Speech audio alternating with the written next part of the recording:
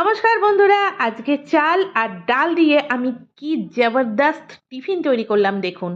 চাল আর ডালকে সুন্দরভাবে 2 ঘন্টা ধরে ভিজিয়ে রাখার পর মিক্সারে নিয়ে একটা স্মুথ ব্যাটার তৈরি করেছি। তার মধ্যে লবণ দিয়ে একটু সুন্দর করে ফেটিয়ে ইডলি মেকারের মধ্যে অয়েল ব্রাশ করার পর চামচে করে ওই ইডলি মেকারের ট্রেগুলোকে ফিলিং করেছি।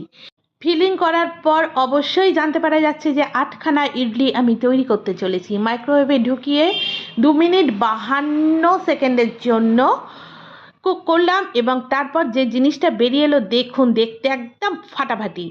হাত দিয়ে তুললাম, গরম গরম একদম সফট স্মুথ কিউট ইডলি। আমি তো ফয়েল পেপারের মধ্যে নিয়ে নিলাম এবং সঙ্গে থাকছে ইডলি স্পেশাল জবরদস্ত সাম্বার।